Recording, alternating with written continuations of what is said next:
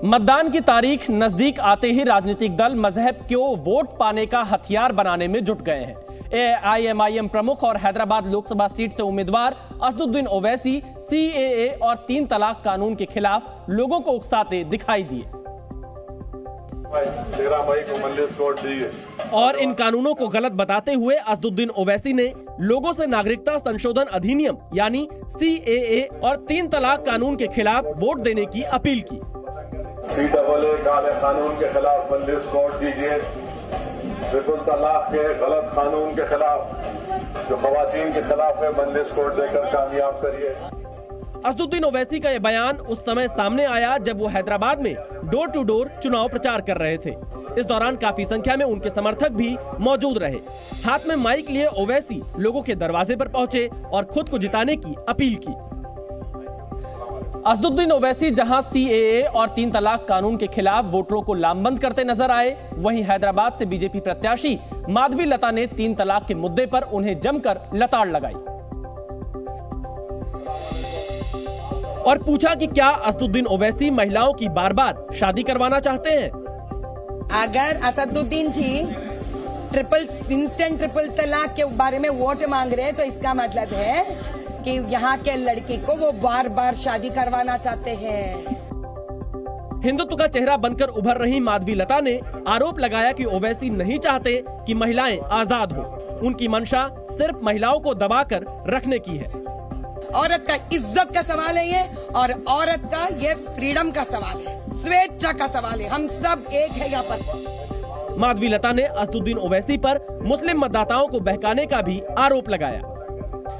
अक्सर अपने बयानों को लेकर चर्चा में रहने वाले इंडिया गठबंधन की ओर से सहारनपुर से कांग्रेस प्रत्याशी इमरान मसूद एक बार फिर सुर्खियों में है।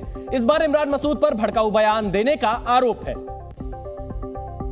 जिसका वीडियो भी सामने आया। इस वीडियो में इमरान मसूद वहां मौजूद कुछ लोगों को संबोधित करते नजर आए।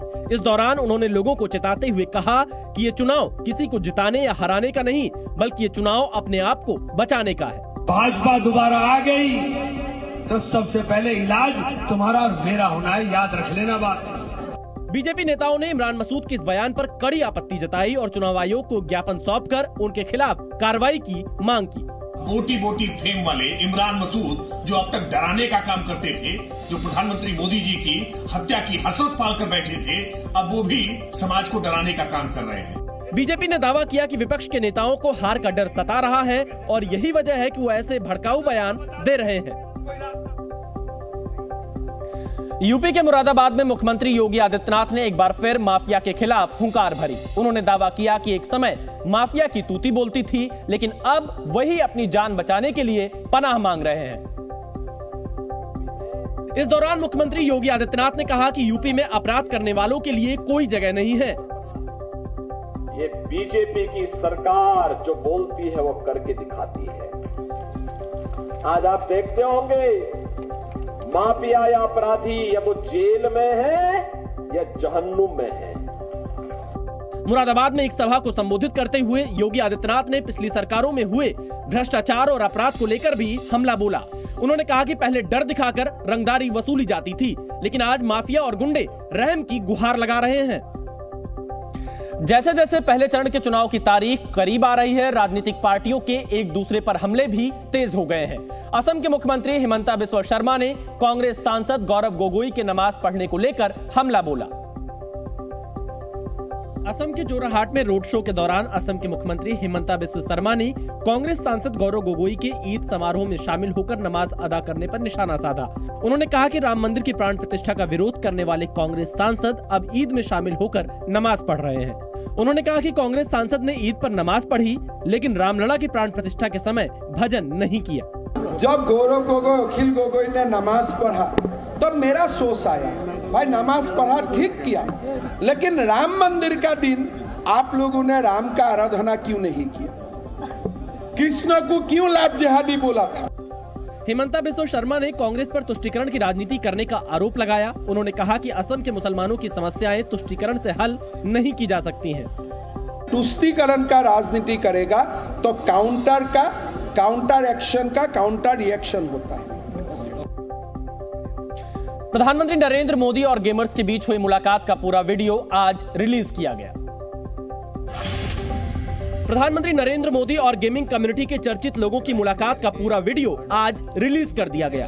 11 अप्रैल को इस मुलाकात का एक टीजर रिलीज किया गया था। इस मीटिंग में पीएम मोदी ने गेमर्स से इंडस्ट्री की चुनौतियों और भविष्य को लेकर चर्चा की।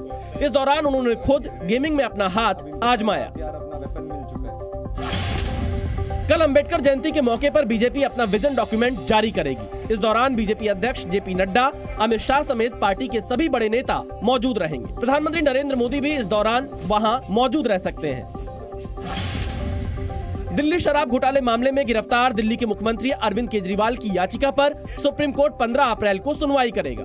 सुप्रीम कोर्ट के जज जस्टिस संजीव खन्ना और जस्टिस दीपांकर दत्ता की बेंच याचिका पर सुनवाई करेगी।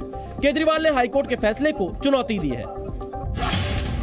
अररिया में आरजेडी से टिकट कटने के बाद पूर्व सांसद सरफराज आलम भावुक हो उठे और मंच पर फूट फूट कर रोने लगे। आरजेडी ने सरफराज आलम के बदले उनके छोटे भाई शाहनवाज आलम को टिकट दिया है। Zee News।